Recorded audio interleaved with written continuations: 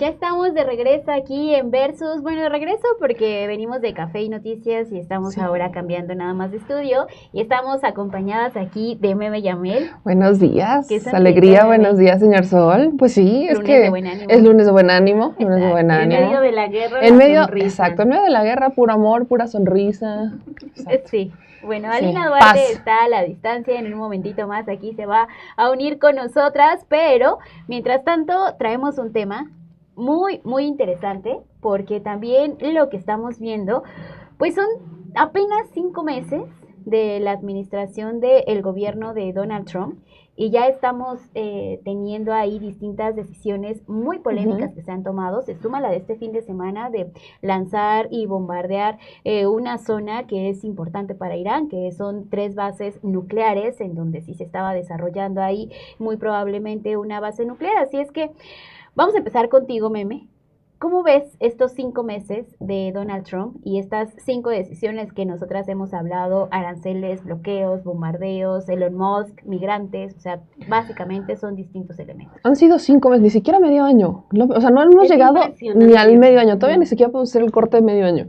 Y voy a empezar citando a Lina, ¿no? Porque en una entrevista cuando platicábamos, y lo ha dicho también acá, Estados Unidos necesita distractores para que no voltemos a ver lo que está ocurriendo adentro, ¿no? Cómo se está partiendo, se les está cayendo el país a pedazos a Trump en Estados Unidos se está desmoronando, estamos viendo, si de alguna manera podemos decir, la caída del imperio a como lo conocemos, del famoso imperio yanqui, ¿no? De Estados Unidos, estamos viendo cómo se va desmembrando poco a poco, y a Estados Unidos siempre le caen muy bien las guerras, ¿no? Le caen muy bien las guerras. Si hacemos una recapitulación, cuando hemos tenido crisis económicas, cuando hemos tenido problemas importantes en la bolsa generados desde Wall Street o en Estados Unidos, guerra, ¿no? Siempre terminamos con una guerra, porque además la guerra ha sido uno de estos mecanismos que ha tenido Estados Unidos para financiar constantemente a sus patrocinadores, y también estar dándole más dinero a la guerra y más dinero a las empresas que son las famosas estas armerías, los que son también, sobre todo los republicanos, pero pues al final del día patrocinan de todo morocho, a los de la Asociación del Rifle. Entonces sí estás viendo cómo Estados Unidos está recurriendo exactamente al mismo esquema de vamos a traer una guerra, vamos a meternos en una guerra. ¿Por qué? Así vamos a disimular un poco todo lo que está pasando al interior del país. Protestas en contra de Trump, porque no solamente es por las redadas, es en contra de Trump, descontento social, a la gente no le alcanza para comer, a la gente no le alcanza, o sea, el costo de vida en Estados Unidos es pesado, es complejo, hay crisis de vivienda, hay una crisis en consumo de fentanilos. Entonces, por supuesto que volteas a ver a Estados Unidos y dices, tiene tantos frentes abiertos y tiene tantos problemas que indudablemente necesita disimular, necesita una pantalla. Lamentablemente esta pantalla es una pantalla que cobra vidas, y siempre lo ha hecho, porque en medio de las guerras no solamente estamos hablando de un conflicto disimulado, no es solo una cortina de humo, estamos hablando de vidas. Estamos hablando de una lucha histórica, ¿no? Yo llevo escuchando lo que llevo de vida, 30 años, si no es que más, que Irán tiene armas nucleares. 30 años lo llevo escuchando, y no tenemos esa confirmación. Sí sabemos que Israel las tiene, pero Irán no. Y es una y otra y otra. La manera en que Donald Trump dice, ¿no? A ver, yo voy a decidir quién sí puede tener armas nucleares y quién no. Exacto, lo estaba escuchando justo en Café y Noticias y yo me quedé con cara de, ¿quién? O sea, porque aparte es un rol que siempre ha tenido Estados Unidos. Pero ¿quién le dice a Estados Unidos? ¿Quién en el mundo fue el líder mundial global que se autonombró por todos y dijo, tú, Estados Unidos, vas a ser el papá de todos los pollitos, y tú, Estados Unidos, es el que puede darle permiso a todos, y tú eres el líder de todo? ¿Quién le dijo a Estados Unidos?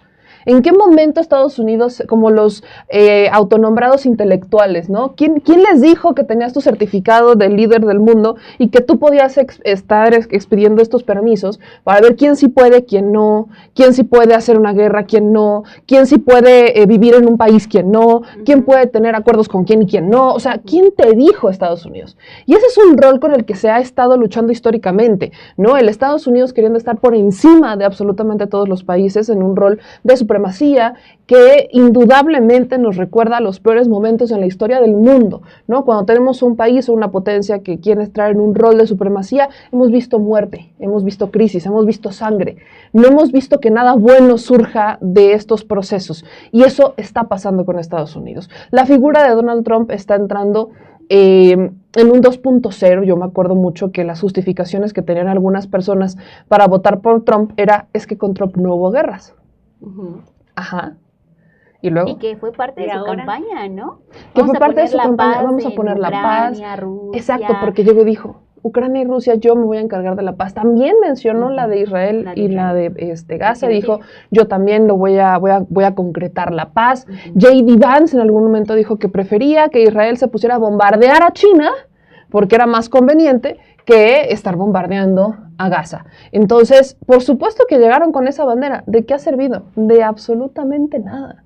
No ha servido de nada porque a Estados Unidos las decisiones de Trump, los aranceles, las deportaciones, las redadas, son decisiones que han afectado su economía.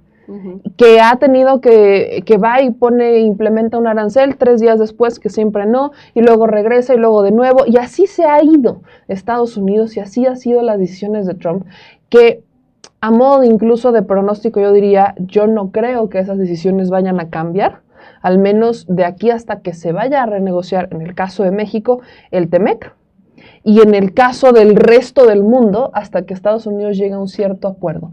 El problema es que no veo a China, por ejemplo, cediendo a Estados Unidos, no veo a Rusia cediendo a Estados Unidos, no veo a Irán bajándole 3 rayitas diciendo vamos a negociar tú y yo, no los veo. De hecho, este último ataque un poco queda Estados Unidos un tanto en ridículo, porque decían en Irán ya sabíamos que venía, o sea, lo advirtieron varias veces, nosotros desalojamos, y pues sí hubo un ataque, pero no fue la crisis devastadora como Trump dijo que había sido un ataque exitoso y un golpe único, aparte de las palabras que utiliza. Entonces, ya todo el mundo sabe que va a ser Trump. Es un tipo predecible, y ser predecible no solo no lo hace peligroso. Las decisiones que toma son malas, las decisiones que toma cobran vidas, pero sabemos lo que va a hacer. Sí, es un impulso, ¿no? Exactamente. El que lo lleva justo a tomar estas decisiones. Ya tenemos ahora sí conectada a nuestra querida Alina Duarte, que le damos la bienvenida a este espacio. Nos preguntaba por acá Rodolfo Salas. Y Alina, pues aquí está, ahí solo está. Que está un poquito enfermita, así que decidió mejor estar desde casa. Muchísimas gracias, Alina, por conectarte. ¿Y cómo ves todo este panorama, todo este tema también que nos hace pensar en las decisiones que ha tomado Estados Unidos?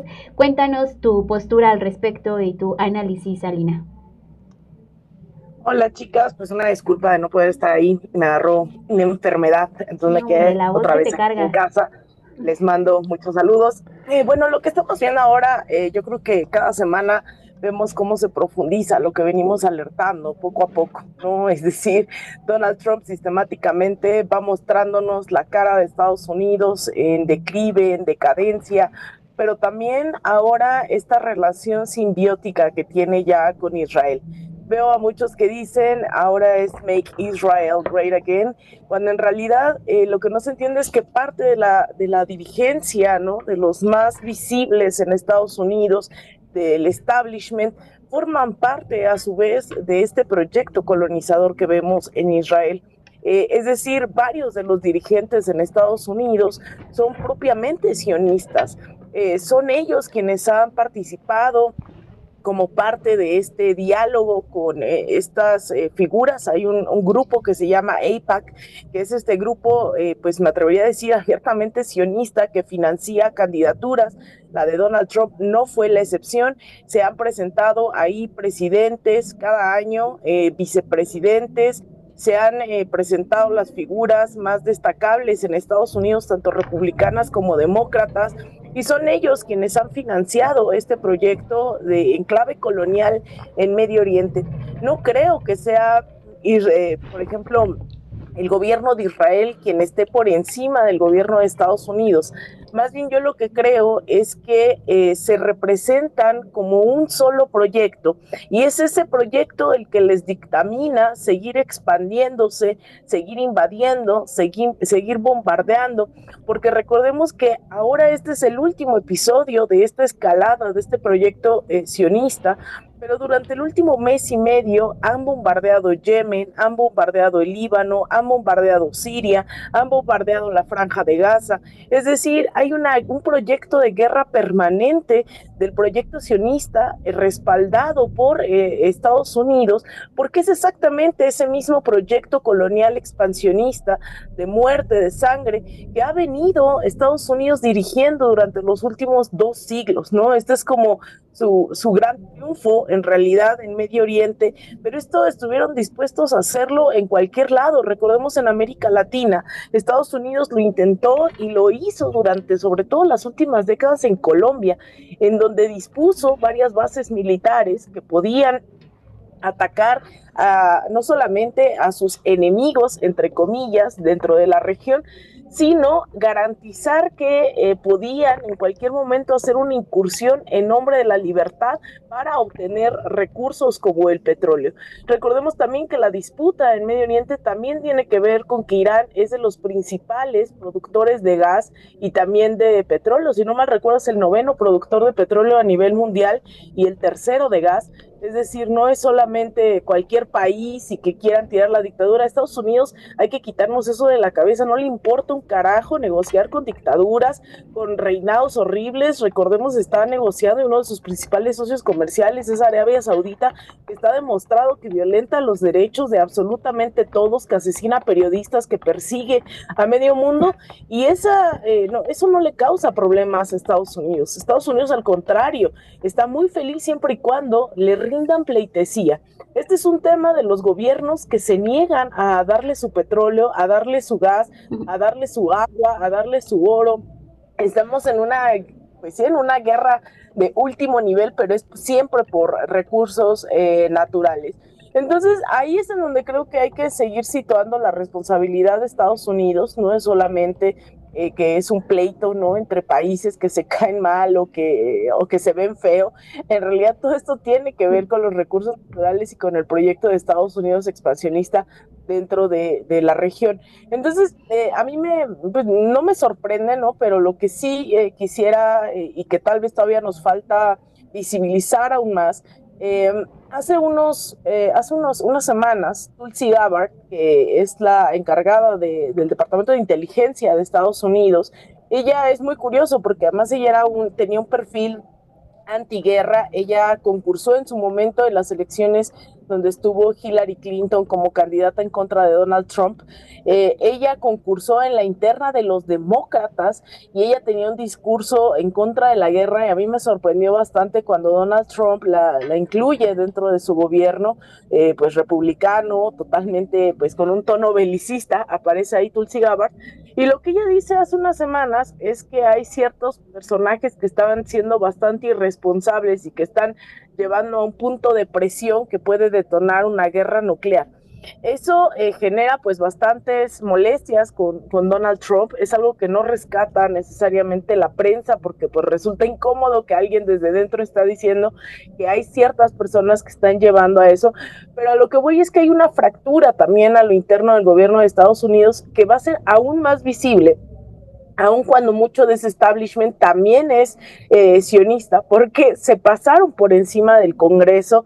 Hay mucha molestia, ¿no? O sea, yo creo que ese trámite creo que se tenía que hacer para seguir ese apoyo, ¿no?, mutuo entre mucha complicidad entre republicanos y demócratas, pero al no haberlo hecho así, están generando fracturas que ni siquiera una guerra está pudiendo alentar. Yo decía en un chat estos días de broma, no sé si han visto la revista Time, que es generalmente la que siempre en política exterior va marcando la ruta de a dónde invadir, a quién derrocar. En su momento estaba ahí Juan Guaidó, o en Forbes, que estaba Yanine Áñez como la mujer del año, ¿no? Esto dice mucho. En su momento la revista Time puso a Saddam Hussein, y ahora pone al líder iraní en su portada como desvaneciéndose, ¿no? Y yo les decía a unos amigos que pues llegaba bastante tarde y que esta propaganda ya no la hacen como antes, ¿no? Es decir, van muy tarde en convencer a la gente, tanto fuera como dentro del establishment, de que era necesaria una guerra. No está teniendo consenso Donald Trump, ni a lo interno ni a lo externo. Hemos visto cómo en realidad la mayoría del mundo pues está pues, no aplaudiendo, pero al menos sí diciendo que bueno que se le ponga un alto a Israel, y eso va a generar más tensiones a lo interno, lo cual creo va a ser cada vez más insostenible la presidencia de Donald Trump. Pero ahorita que comentas esto, Alina, o sea, sobre todo también de este gran proyecto hegemónico que tiene Donald Trump y el mensaje entonces que quiere dar al exterior, ¿no? O sea, lo hemos estado platicando en estos espacios, o sea, la manera en que está destruida la sociedad estadounidense, pues claro que deja ver mucho de estas decisiones y por qué las toma este personaje. Entonces, desde ese punto de vista, ¿qué mensaje está mandando Donald Trump, Dani? ¿Qué es lo que estás observando tú? Primero me llama mucho la atención de lo que comentaba Lina, porque sí, es una gran casualidad, sobre todo para Estados Unidos, que todos los países a los que quiere salvar de los tiranos malvados tienen mucho petróleo. Sí, ¿no? Sí. Claro. Mira, ellos preocupados por los tiranos, pero se encuentran con... Qué casualidad. Como el dicho, ¿no? Iban buscando cobre y encontraron oro, ¿no? Entonces sí hay esa casualidad particular. Iban buscando bombas y encontraron petróleo. Sí. Caray, no era un arma nuclear, era petróleo. No era un tirano, era petróleo, ¿no? O sea, y esa es la característica, por lo regular, de los objetivos que quiere salvar siempre Estados Unidos, y ya lo apuntaba perfectamente Alina Duarte. Le sumaría, por ejemplo, una gráfica que está publicando The Economist, que muestra más bien la popularidad que tiene Donald Trump, porque eso también nos lleva incluso a ver lo que ya mencionaba también Meme, sobre cómo es que se están tomando las decisiones, desde qué punto. Si vemos en esa gráfica que les mencionaba, la publica The Economist, un medio que no es particularmente adepto a otro tipo de gobiernos más que al suyo, y en específico al de Donald Trump, publica cómo la popularidad que tiene Trump en su mes número 5 de gobierno, que sí es impresionante cómo no tiene ni medio año, ya está casi alcanzando los niveles de desaprobación que tuvo en su anterior administración, ¿no? Está muy lejos de los niveles de popularidad de Obama, de Biden, entonces está ya en un terreno de números negativos. Espero que sí se esté viendo en pantalla. Entonces, desde ahí se están tomando las decisiones, ¿no? Desde el terreno de la desesperación, porque pues Trump llegó en una elección en la que no hubo dudas. Le ganó a Kamala Harris por un amplio margen. La gente estaba contenta con haber elegido a Trump, con tenerlo de vuelta. Hubo toda esta fiesta el día de su toma de posesión, cuando estuvo enlistando ya las cosas que se iban, las cosas que se quedaban, cómo la acompañaron los hombres más poderosos del mundo, los representantes de las principales empresas que controlan no solo un país, sino casi todo el mundo. Entonces, pues sí llegó en medio de una fiesta, pero esa fiesta se acabó ya, de acuerdo con los números. Entonces, Trump es una persona que no está preocupada, eso lo podemos decir, no está preocupada por el progresismo en los países, no está preocupado por liberar a otras naciones de tiranos. Está sumido en su profundo ego, entonces a partir de ahí también toma las decisiones. Entonces nos estamos metiendo ya un caldo muy peligroso, ¿no? Un caldo en el que ya se gastó su capital político y está ya en números negativos sus niveles de popularidad.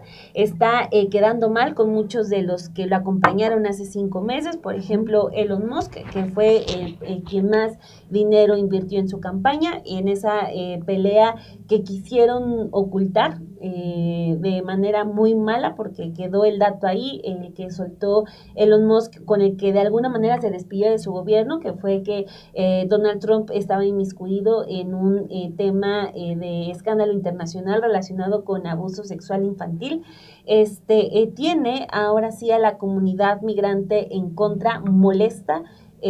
con todas estas redadas, y no solamente a los migrantes, sino a los dueños de grandes industrias en Estados Unidos que están viendo pérdidas porque los migrantes tienen miedo de salir a trabajar porque pueden ser detenidos o se quedan en la cárcel o son deportados a su país. Entonces, todo se va juntando, todo se va juntando. Sus políticas, por ejemplo, la de los aranceles, no han tenido éxito, ¿no? O sea, todo se le ha venido abajo.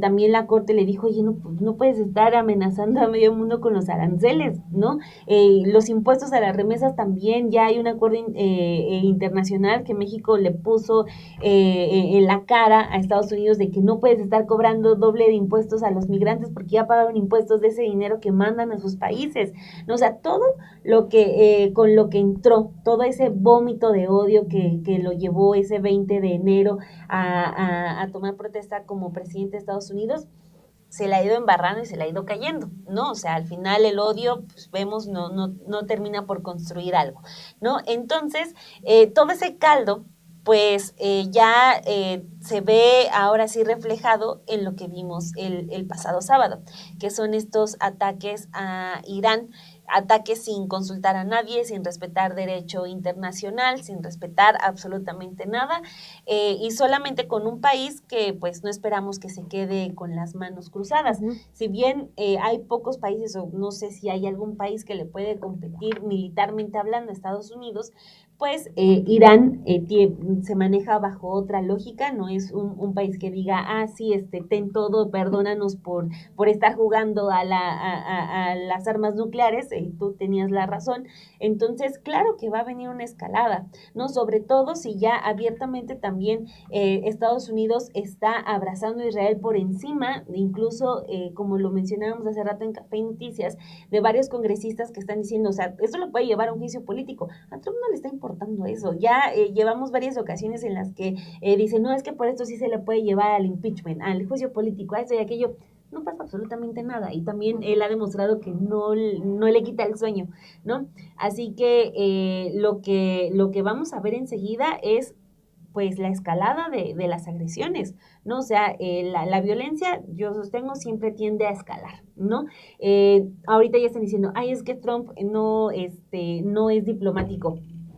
Pues hasta qué hora se dan cuenta. No me digas, ¿en serio? Nunca lo y nunca lo será. No, pues esa no es la vía para hablar con Trump, para atender con Trump. O sea, hasta Claudia Sheinbaum, que es una mujer que ha optado por la cabeza fría, se ha dado cuenta que la diplomacia no es suficiente con Donald Trump. O sea, de ahí en fuera que los demás se estén dando cuenta, y sobre todo los estadounidenses, que no se puede hablar diplomáticamente con Trump, pues también es se dio cuenta, por fin, ¿no? O sea, es como la amiga date cuenta, llega un poco tarde, pero... Un poquito tarde, ¿no?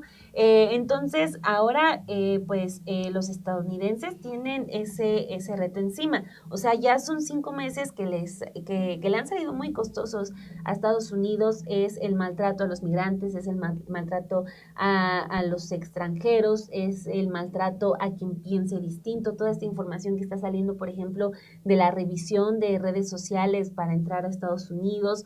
O sea, todo eso ya tiene un costo muy, muy fuerte para ese país, que tiene de dos vías, ¿no? O simplemente empieza a caminar hacia quizás intentar cambiar el rumbo de a poco, o ya opta por la radicalización, o sea, de que Trump sea el primero de una serie de Donald Trumps, de que, o sea, esta es la vía que queremos, porque eso también no lo podemos descartar, aunque de acuerdo con este gráfico de The Economist, la popularidad de Trump va hacia la baja, pues es solamente una muestra, ¿no? Pero pues no podemos tampoco confiar del todo en el pueblo de Estados Unidos, porque quizás para las próximas elecciones viene un Trump 2.0 y lo van a votar, porque de hecho esta votación en la que Donald Trump sale como presidente, pues fue incluso para sorpresa de muchos, ¿no? Y muchos estadounidenses incluso, de que no creíamos que podía volver a ganar, pues bueno, pasó,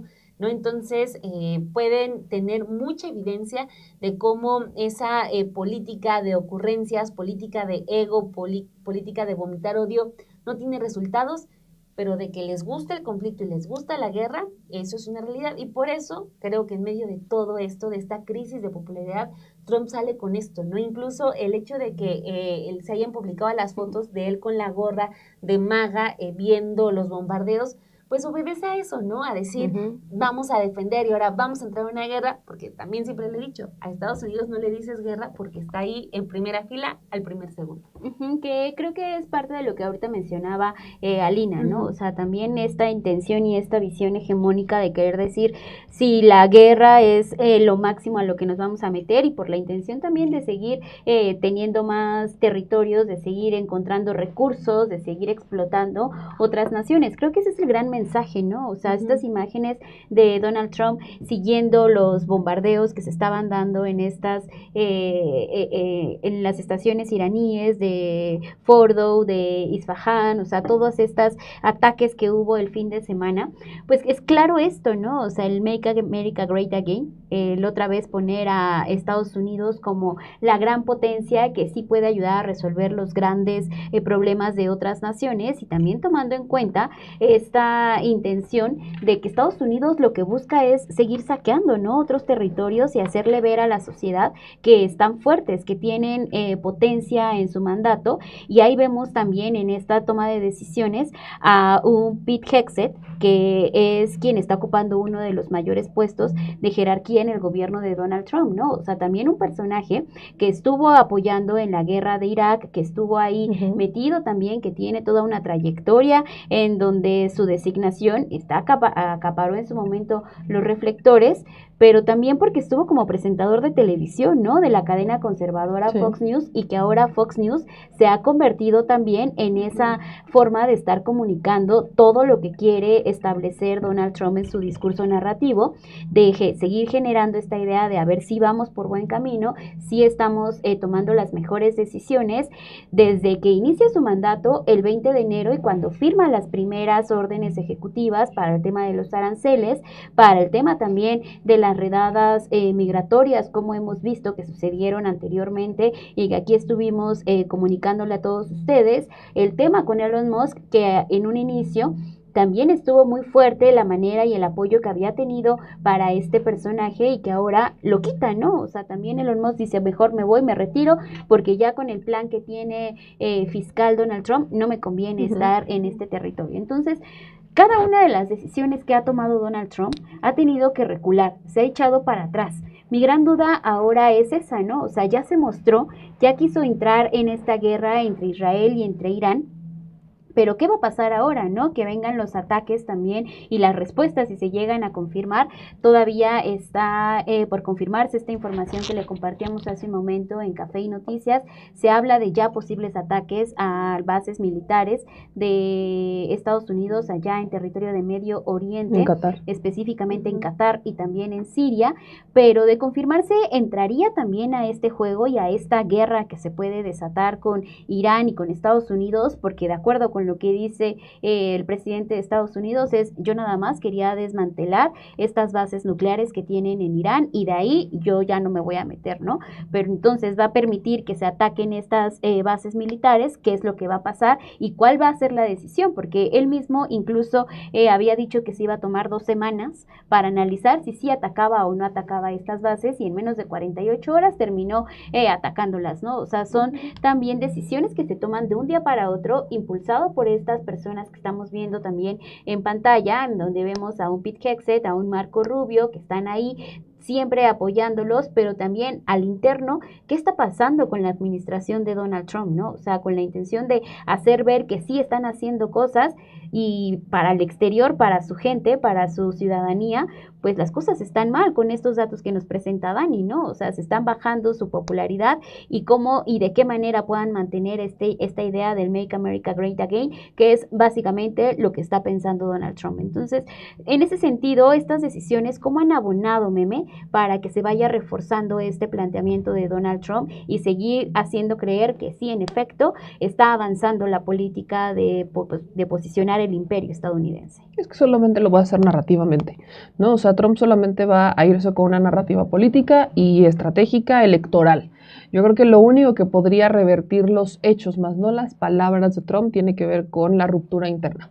Cuando empiece a ver que es más grande el rechazo que tiene del ala republicana, que ya van varios, ¿no? Ya hemos visto incluso a figuras republicanas, o sea, no como Tucker Carlson, por ejemplo, ¿no? Que cuestionaba a un Ted Cruz respecto a Irán, ¿no? Y le decía, oye, pero ¿cuál es la población de Irán que buscan atacar? No sé y no me interesa. ¿Cómo que no sabes cuál es la población del país al que vas a atacar? ¿Cómo me estás diciendo que no sabes cuántas personas viven allá adentro?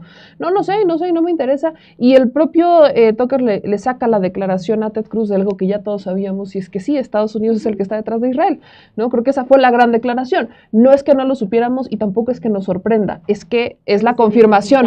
Es la confirmación de algo que incluso el propio Ted Cruz se dio cuenta que estaba mal, porque conforme va avanzando la conversación, va llegando a un punto de decir, no es cierto, no es que lo acabas de decir.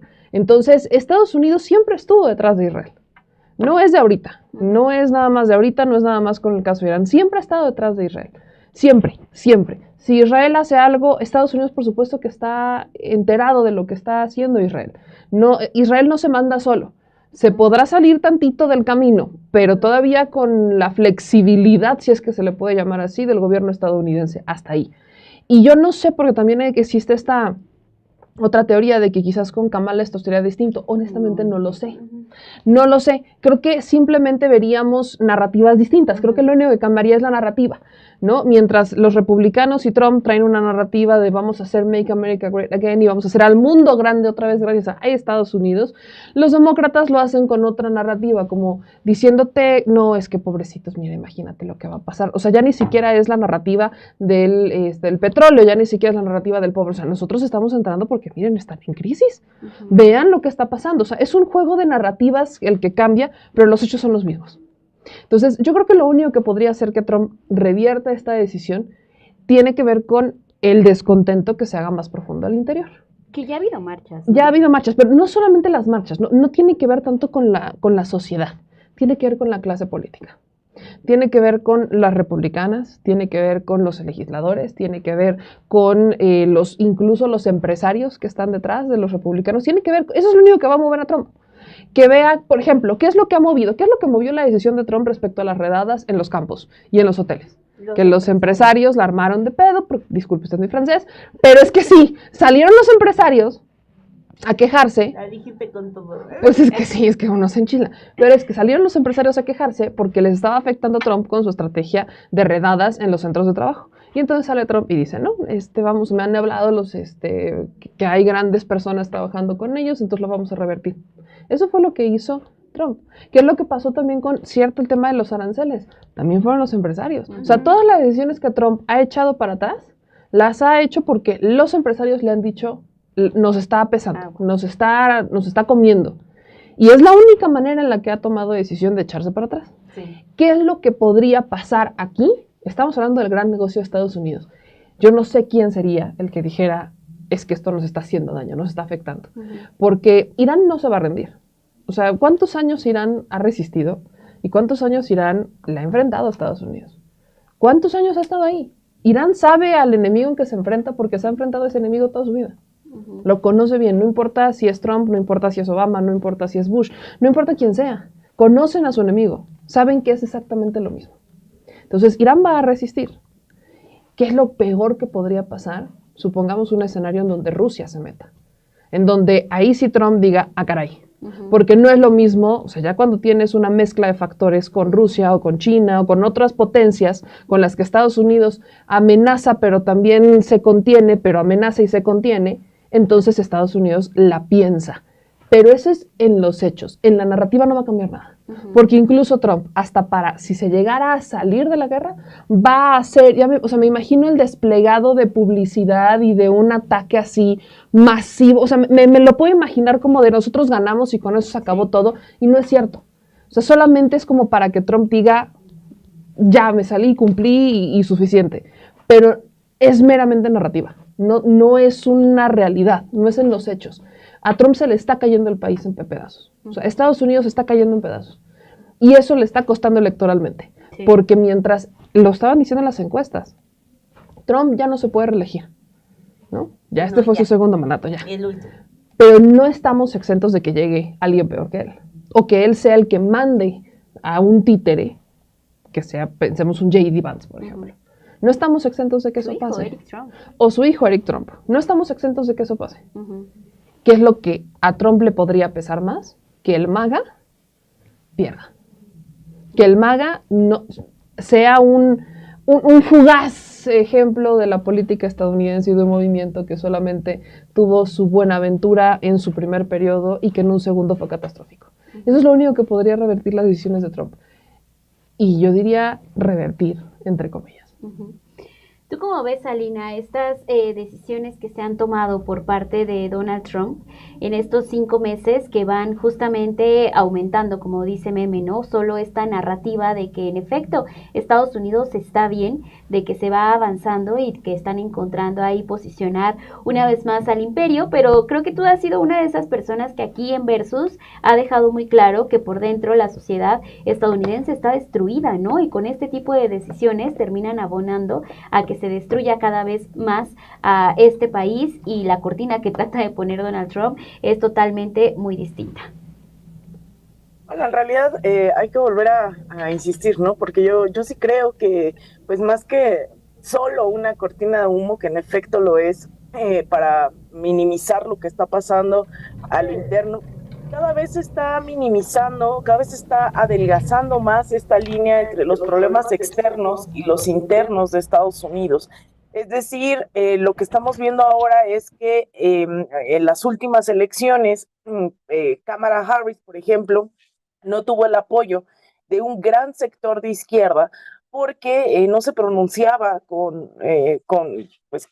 esa claridad en torno a lo que ocurre en Palestina, en torno al genocidio, y eso le costó incluso protestas a lo interno de su campaña, ¿no? Recordemos, estaban los mítines y la gente iba y protestaba, aun cuando ella levemente alcanzó a decir que iba a tener una política distinta a la de Joe Biden, cuando Biden era un sionista declarado, ¿no? Él en una entrevista se declara a sí mismo que sí es sionista, lo cual es atroz porque no marca una diferencia entre republicanos y demócratas, por mucho que Kamala Harris dijera que iba a marcar una diferencia. Ella tenía el apoyo, por ejemplo, de los principales orquestadores de la guerra en contra de Irak en el 2003.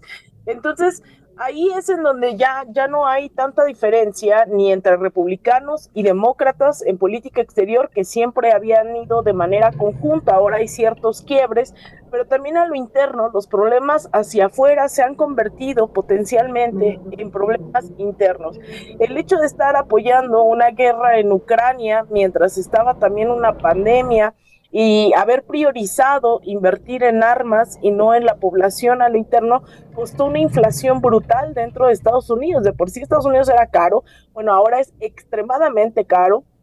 La última vez que fui, de verdad, los precios de la comida ya eran, y todavía no comenzaban las redadas, ya eran brutales, ya había un descontento de la gente, ya estaba marcada, ¿no? Cada vez más esa desigualdad entre quienes sí pueden acceder a vivienda, salud, y quienes se volvió un privilegio y no pueden hacerlo.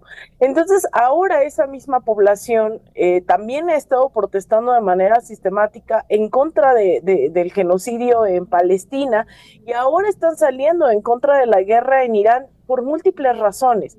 Primero, por la decadencia del nivel de vida en Estados Unidos, y segundo, porque aún incluso sectores muy conservadores están en contra de que sus impuestos se vayan en bombas de una guerra que no les corresponde y que estén amparando el proyecto de Israel. Entonces, ya no hay ese sustento del gobierno estadounidense, porque por más, yo lo vuelvo a decir, por más que Donald Trump quiera satisfacer a sus bases con el tema de las deportaciones, esas mismas bases se enfrentan, todas ellas, a que cuando van al supermercado ya no les alcanza para lo mismo. No es suficiente la retórica ni las deportaciones como para sostener un gobierno que no está logrando materializar sus propuestas, sus promesas, que no está garantizando absolutamente nada a su población. Entonces, está aumentando el descontento de los sectores de izquierda, que evidentemente no han dejado de protestar desde hace muchos años, aún con Joe Biden seguían alzando la voz, porque recordemos recordemos, las deportaciones también ocurrían con Joe Biden, también ocurrían con Barack Obama, no era un asunto de republicanos o solo de demócratas.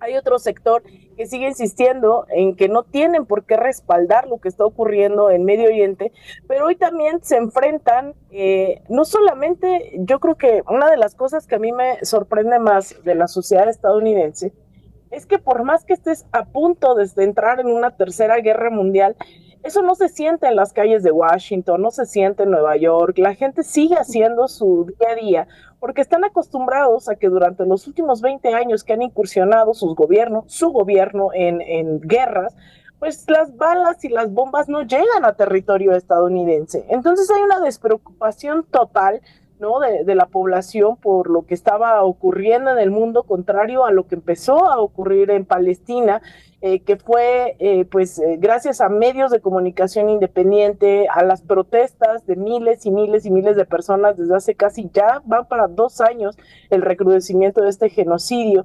Se ha empezado a desmoronar todo ese sueño americano. Yo sí creo que estamos viendo ese colapso, ¿no?, que si bien se había venido anunciando desde la crisis del 2008, yo sí creo que hoy no hay algo que logre sostenerlo ni propagandísticamente, ni económicamente, ni ideológicamente.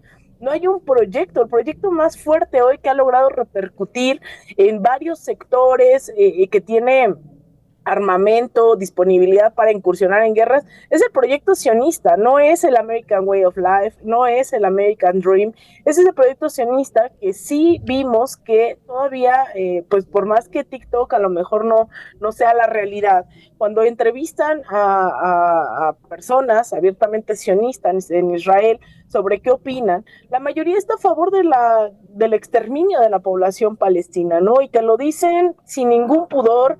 Es un proyecto que yo sí equiparo al nazismo del siglo pasado, en donde no temen en expresar sus odios, su xenofobia, su racismo, pero que además lo están llevando a cabo. Y aún así, esta mal llamada comunidad internacional no logra hacer absolutamente nada, ¿no? O sea, el presidente López Obrador se quedaba corto cuando decía que la ONU solo era un florero. Más bien es que no sé por qué seguimos creyendo que esas organizaciones sirven para algo. Sirven para nada y para nada. ¿Para qué sirven? O sea, de verdad, hemos visto que se han ganado demandas, que se han ganado juicios, y aún así es imposible que se detenga el fascismo sionista que estamos viendo 24/7. Entonces, yo cerraría diciendo que estos 5 meses lo que han puesto sobre la mesa, Donald Trump es visibilizar ese proyecto expansionista, colonial, que en realidad ya no puede materializarse del todo, ¿no? O sea, dicen, vamos por el canal de Panamá, y no estoy diciendo que con la mano en la cintura pudieran hacerlo, pero se enfrentaron directamente a resistencias en Panamá que además no están ni siquiera en las noticias, ¿no? Lo que está ocurriendo en Panamá es horrible, están deteniendo a sindicalistas, activistas, a todo el mundo, porque sí hubo una oposición detonada por el tema del proyecto del canal, ¿no? De la recuperación del proyecto de canal hacia Estados Unidos, más allá de los efectos del neoliberalismo que también generaba protestas. Bueno, ahora se ha recrudecido.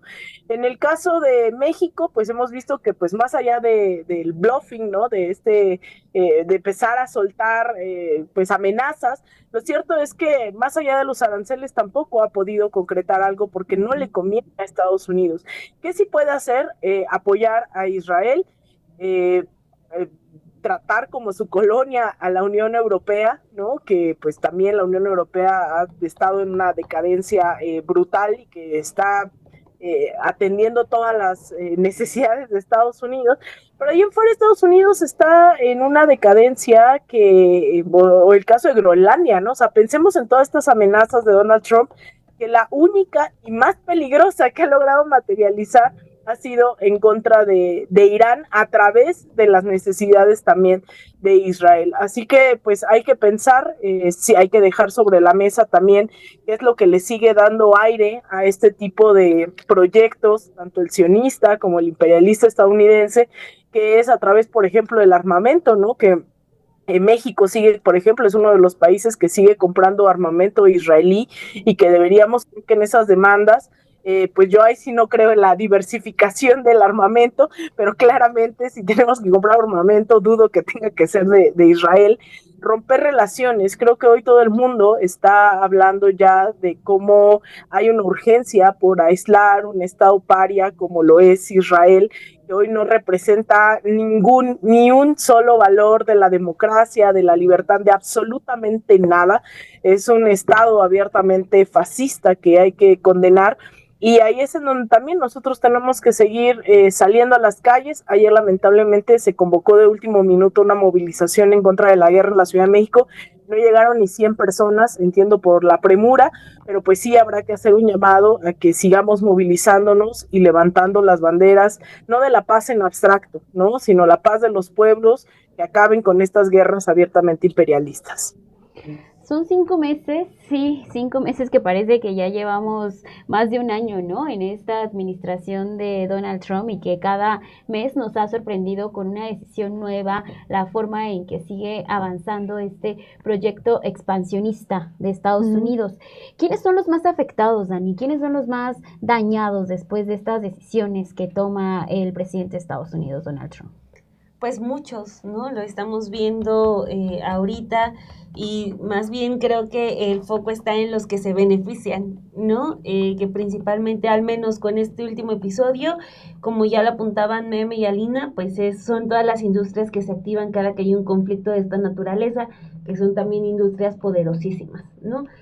También ganan los líderes del mundo, que pues sí, yo coincido con esto, pero nos lleva a una situación muy complicada, ¿no? O sea, gana, por ejemplo, Benjamín Netanyahu, ¿no? Que se le quita el foco al genocidio en Gaza, para ahora ya estar hablando de los ataques y las bombas en Irán y el conflicto, y ahora si Irán busca a Rusia, y Rusia cómo reacciona, o sea, y el conflicto y el genocidio va quedando ahí, si de por sí iba siempre a contracorriente, siempre buscando por dónde darle difusión, ahora pues esa situación pasa a tercer, cuarto plano, ¿no? Entonces ahí vemos quienes ganan, Netanyahu, quienes pierden, los que están todavía pues incluso resistiendo a todo el asedio israelí.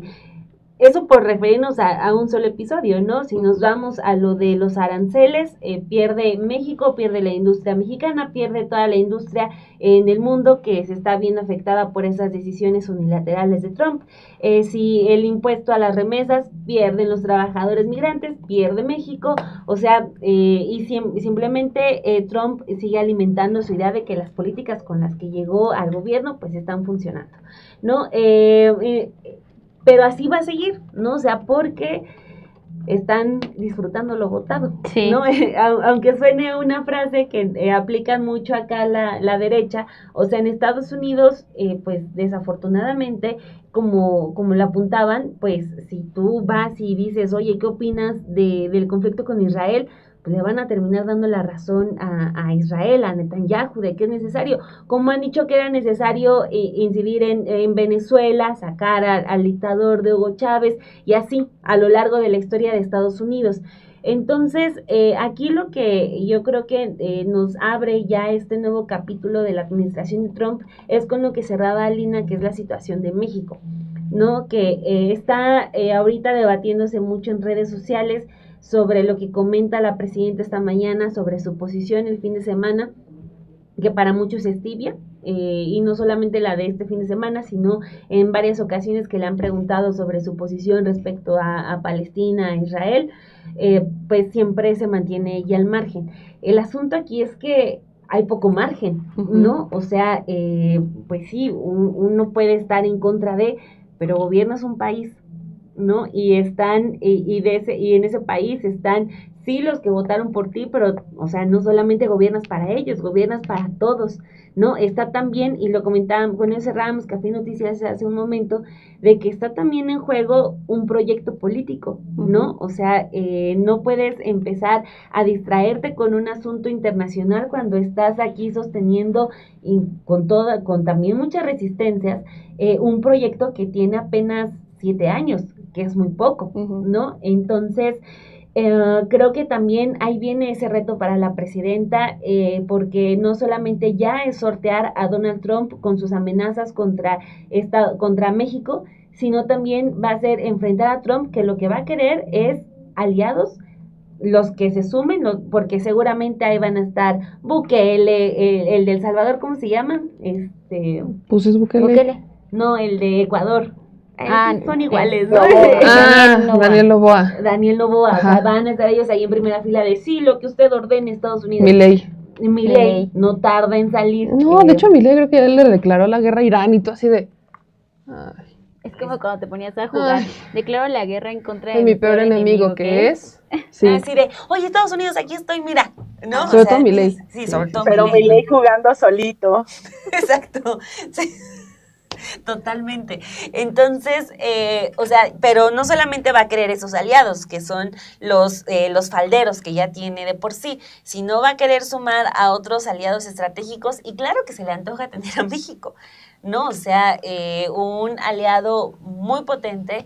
Entonces, ya a todo el asedio que tiene Estados Unidos contra México, se le va a sumar un vecino que está en guerra, ¿no? Que va a estar en conflicto. Entonces, se le suman los grados de complejidad, y aunque quisiéramos, y yo sueno muy repetitiva en eso, aunque y no sé qué opinen Meme y Alina, y tú, Perla, igual con eso cerramos la mesa de hoy.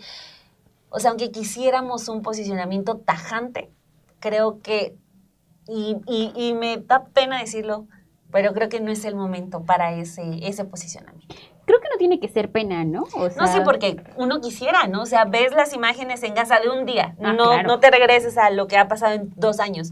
Y dices, o sea, necesitas un posicionamiento puntual, ¿no? Pero yo creo que la presidenta justamente sabe cuáles serán las consecuencias, ¿no? O sea, en dado caso de que dé un posicionamiento, y que sabemos que lo tiene ella desde lo individual, ¿no? Lo platicábamos hace un momento en Café y Noticias. Ella sabe perfectamente cuál es esta postura que impera en su cabeza, cuál es esta ideología, pero por el otro lado está su cargo de presidenta, ¿no? O sea, hacia dónde puede conducir al país y hacia dónde puede también retumbar una decisión de este tipo, ¿no? O sea, hacia dónde puede llevar a México en dado caso de que termine posicionándose y diciendo, a ver, el genocidio que se está dando en Gaza, le vamos a dar todo el apoyo a Palestina, a la Franja de Gaza. O sea, ahí sí queda todavía la presidenta, yo creo que tomándolo con reserva y siendo políticamente correcta para no llevar a México a otro posicionamiento, pese a que muchos de nosotros queremos que se dé esa declaración de la presidenta. ¿Tú cómo lo ves, Meme? Porque creo que sí va a desatar muchos comentarios lo que está sucediendo y el llamado que hace sobre todo a la paz, porque creo que estos llamados sí abonan, pero al final se quedan ahí, ¿no? Claro. Y se pierden. O sea, lo que decía Lina hace un momento, el Consejo de la ONU, que el presidente se quedó corto al decir que era un florero, pues sí, no hacen absolutamente nada. Ya ha habido una condena y no pasa nada con Palestina e Israel. ¿Qué va a suceder ahora en este caso con lo que estamos viendo con Irán y Estados Unidos? No va a pasar absolutamente nada, ¿no? O sea, no tienen injerencia, porque además también recordemos de qué manera están ahí ya teniendo decisiones desde Estados Unidos, ¿no? El Consejo de la ONU, y tomando siempre ahí a Estados Unidos como referencia. Mientras la ONU siga en suelo estadounidense, tampoco creo que vayamos a tener gran diferencia, ¿no? Y no solamente en el suelo, no solo su ubicación geográfica, es el poder que tiene Estados Unidos sobre la ONU. De hecho, es el Consejo de Seguridad el único cuyas decisiones son vinculantes, y bueno, ¿no? El Consejo de Seguridad se mueve también por otro lado. Pero aquí lo que yo veo, y sí, por supuesto que estoy un poco entre los dos. Claro. A mí también me encantaría ver aislado a Israel, porque tiene implicaciones, pero un aislamiento importante de todos, te dejamos solo, porque entonces Israel ya empieza a ver otras condiciones, ¿no? Pero tendría que ser un aislamiento generalizado, de no tener relaciones, o sea, de verdad de sentir lo que es, así que lo que es real, ¿no? Un aislamiento. México, de alguna manera, en este momento, bajo este contexto, representa una potencia para que los demás digan, como México ya rompe relaciones con Israel, lo vamos a romper todos nosotros. No lo creo. No sé si en algún futuro podría darse la situación, pero en este momento no lo veo así. Y tampoco veo a Israel diciendo, México ya rompió relaciones conmigo, paren todo, vamos a frenar esta guerra, vamos a detenernos ahí. Tampoco lo veo ahí. Creo que también un poco la decisión de la presidenta, que siempre es la política exterior mexicana, de mantener la paz, hacer llamados a la paz, sí es una posición muy neutra, sobre todo ante tanta tragedia, ante un genocidio, ante las imágenes tan crudas que estamos viendo. Por supuesto que sí me encantaría ver una postura más enérgica. Claro. Sabemos que con ella el tema va por otro lado, ¿no? Que muchas veces los medios de comunicación, sobre todo con la figura de Claudia Sheinbaum, buscan, y lo hicieron desde campaña, buscan justamente detonar el morbo relacionado con el origen de la familia de la presidenta, ¿no? También. Que es sobre todo hacia donde buscan incluir, como jalar, como estirar esa cuerda, que de ahí brinca la carta que la presidenta se publica en la jornada, porque estábamos en toda esta ola de la interna y se estaba dando este conflicto, y entonces los medios presionaban por decir, a ver si se atreve a decir algo o no, ¿no? Y claro que se atrevió, por supuesto que lo dijo. Es una condena a la violencia, el reconocimiento a Palestina como Estado, no como, o sea, el reconocimiento de los palestinos a su derecho a existir, que eso es lo que tienen, es una gran lucha. Y ahí está. Entonces, México, por un lado, como presidenta de todas y de todos, tiene que mantenerse un poco con cuidado, porque aquí el que tienes junto es Estados Unidos. Claro, y no te lo vas a quitar de Exacto, encima. el que tienes junto es Estados Unidos, ¿no? Entonces, en este momento, con Trump como está, tienes que manejar también las cosas un poco más con inteligencia, con agudeza, porque Estados Unidos es el que está detrás de Israel, ¿no? Eso es por un lado. Pero también creo que sí necesitamos hacer mucha más conciencia de lo que representa. Y esto lo menciono porque aquí en México, el coordinador de humanidades de la UNAM, Miguel Armando López Leiva, se aventó un artículo, una opinión, diciendo que el America First es un cambio en busca de un liderazgo mundial perdido. Voy a citar básicamente esto. Con el presidente de Estados Unidos, Donald Trump, se marca una nueva era en la política de esa nación, donde el eslogan America First ha supuesto una transformación en busca del liderazgo mundial perdido. Considerando el complejo panorama, básicamente el coordinador de humanidades de la UNAM dice que las acciones de Trump tienen el objetivo de imponer sus condiciones buscando el mayor beneficio y usando la narrativa como una herramienta para asentarse como el único líder capaz de garantizar los intereses estadounidenses. Esto lo dijo en la sesión inaugural del semanario, de un seminario en la UNAM. Básicamente yo leo esto y digo, caray. Sí. Caray. Es el coordinador de humanidades de la UNAM, de la máxima casa de estudios, diciendo que Trump es la representación del liderazgo que se había perdido y que Estados Unidos está logrando su objetivo de posicionarse como el líder global en busca de los mejores intereses para Estados Unidos. Es un doctor en ciencias sociales. Dice que las acciones de Trump tienen el objetivo de imponer sus condiciones buscando el mayor beneficio. O sea, se creyó el Make America Great Again. Se lo compró así, enterito se lo compró. Estás hablando, o sea, cuando escuché esta declaración, lo primero que se me vino a la cabeza es lo que decía López Obrador. La UNAM está tan derechizada que ya ni siquiera se da cuenta de lo derechizada que está.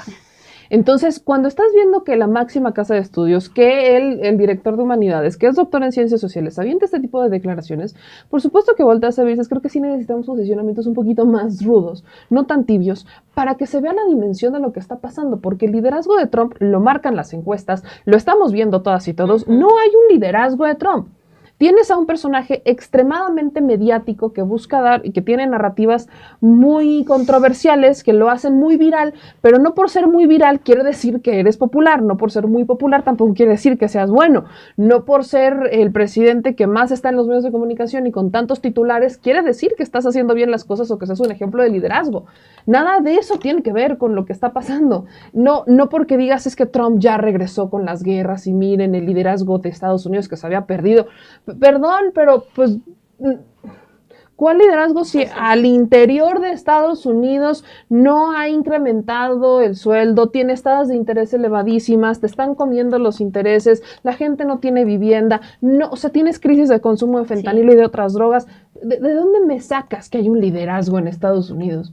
Trump no representa el regreso, el triunfo del liderazgo que había perdido Estados Unidos.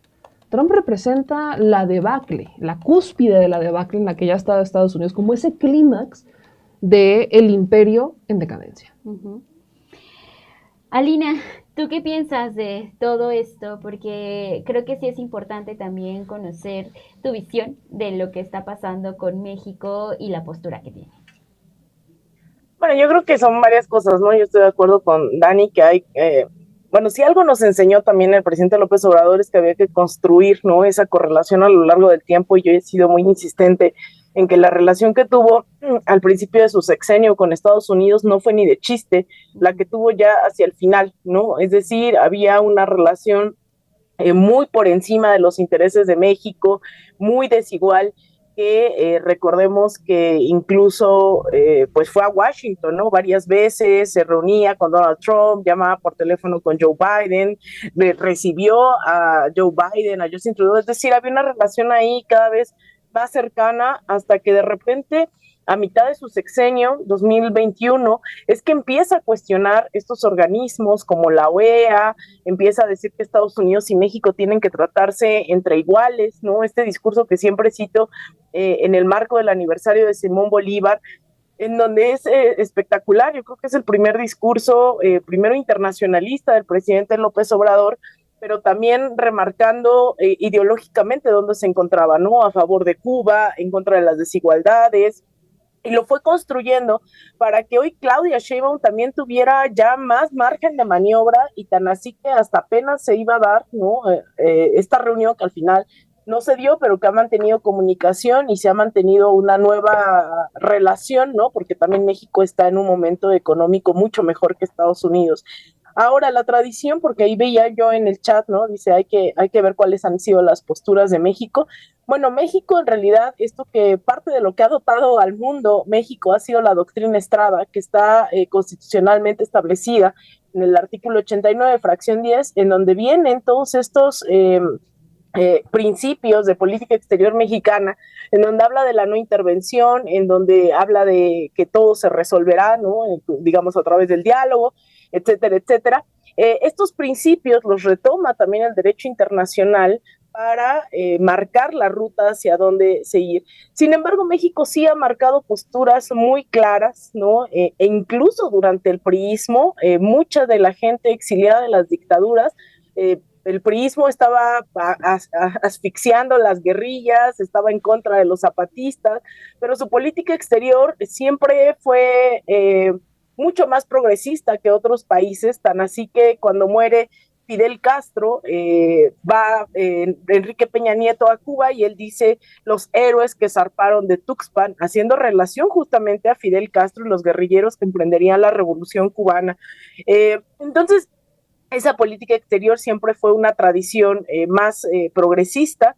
Incluso Calderón, si no mal recuerdo, fue el que recibió a Manuel Zelaya después del golpe de Estado que le dieron en Honduras. Eso se ha mantenido, ¿no? Y México, sobre todo, creo en los últimos, en el último sexenio y estos meses, también han dado muestra de estar en contra de lo que ellos hablan de estas fracturas del Estado de Derecho, fracturas democráticas, como lo fue el golpe de Estado a Evo Morales, en donde no solamente no reconoció al gobierno de Yanine Áñez, sino que recibió al propio Evo Morales. En el caso de Pedro Castillo, pues también estuvo profundamente involucrado, porque además Andrés Manuel decía verse en Pedro Castillo, ¿no? O sea, como el proceso de México en donde habían aventado todo el sistema judicial en contra de Pedro Castillo por representar a los sectores populares peruanos. Entonces, México tuvo una política exterior muy activa durante estos años, y sí ha respetado esto de la no intervención, la resolución pacífica de las controversias, el derecho a la autodeterminación de los pueblos, todos estos principios, e incluso ha alzado la voz en más de una ocasión. Sin embargo, siempre se ha topado con cuál es la relación de política exterior que se tiene que tener con Estados Unidos. Y si ya dijimos que Israel es un enclave de Estados Unidos en Medio Oriente con su proyecto sionista y expansionista, ahí es en donde se topa con pared. Yo recuerdo que en un momento se decía que a lo mejor Andrés Manuel no tomaba más cartas en el asunto, en el caso de Israel, porque ustedes recuerden que estaba ahí Tomás Herón, ¿no? A quien decían, pues no van a extraditar de todas maneras, no van a mandar a Tomás Herón, no vamos a saber su visión, sus testimonios, lo que sea sobre Ayotzinapa, y que eso creíamos detenía también su exigencia, ¿no? Para alzar la voz en torno al genocidio. Después también el tema de la ayuda militar, de la compra de artefactos militares por parte del gobierno de México, bueno, se suma otro elemento. Pero sin duda yo creo que en este momento tomar postura, porque me decían amigos, ¿no? Me decían como, no, es que tenemos ahora que poner sobre la mesa quién es Israel, quién es Irán, porque hay muchos mitos. Y yo decía, claro, hay muchos mitos sobre quién es el demonio de Medio Oriente, yo estoy totalmente de acuerdo y creo que estos espacios sirven para decir que, por ejemplo, Israel tiene entre 100 y 200 ojivas nucleares, contrarias a las demostradas en Irán, pero aún así, inmiscuirse en el tema de Medio Oriente es tomar parte dentro de una guerra totalmente abierta, ¿no? Yo creo que es diferente, por ejemplo, en el caso de Palestina e Israel, donde no era una pelea entre iguales, por mucho que se dijera que era un conflicto, de un lado tenían misiles caseros, tenían piedras, tenían, ¿no? Que es lo que veíamos en las intifadas, mientras teníamos un Estado que los estaba asfixiando, asesinando, bombardeando, etcétera, era profundamente desigual. Pero no es lo mismo ahora en el caso de Irán e Israel, donde sí son países que pueden escalar directamente hacia una guerra. Y yo creo que México le está apostando, como lo ha hecho en toda la región en los últimos años, a también ser una posible sede de diálogos. Recordemos que México fue el lugar del diálogo entre el gobierno de Venezuela, de Nicolás Maduro, y la oposición en ese momento encabezada por Guaidó. También fue sede de los diálogos entre el Ejército de Liberación Nacional y el gobierno de Gustavo Petro en Colombia. Yo creo que le está apostando un poco a eso, a no perder, digamos, terreno para poder mediar si es que algo se pudiese llegar a hacer, pero tomar parte en este momento creo que sería bastante conflictivo. No así tomar decisiones en torno, por ejemplo, al armamento, tomar decisiones que pudiesen mostrar, ¿no?, que hay una necesidad de parar el conflicto desfundando al principal agresor, que es en este caso el Estado de Israel. Así que yo creo que México está haciendo, nuevamente poniendo su política exterior sobre la mesa, pero es un momento muy delicado como para decir viva Irán o vamos a acabar también nosotros con el Estado de Israel, ¿no? Eso por más que se presione, yo creo que no se va a hacer por prudencia lógica, pero ahí toca también a los pueblos, insisto, seguir saliendo a hacer presión, porque eso no son voluntades nada más de los gobiernos lo que ocurre, ¿no? Es decir, las decisiones que toma un gobierno también tiene que ver con las presiones de sus pueblos y nos toca seguir informando qué es lo que está ocurriendo, seguir saliendo a las calles y asumir la responsabilidad histórica que tenemos. Llevamos 3 semanas seguidas hablando de Estados Unidos, sin contar todo lo que ya hemos abonado desde que tomó posesión el 20 de enero. Antes. Sí, desde antes también, ¿no? O sea, el año pasado hablamos mucho de la reforma al Poder Judicial. Este año vamos a hablar de Donald Trump y Estados Unidos. Así que con eso nos despedimos, chicas. Muchas gracias, Alina, que te pudiste conectar a este versus, que te mejores, cuídate esa garganta. Ya te dejaban acá varios comentarios de remedios caseros que te pueden servir. Gracias, Dani. Gracias, Meme. Sigue con esa sonrisa, por favor. Claro que sí, ¿cómo no? Nos vemos la próxima semana. Gracias sobre todo a todos ustedes por estar aquí conectados, dejándonos sus comentarios y sus me gusta. Nos vemos la siguiente semana. Que pase un excelente lunes. Bye.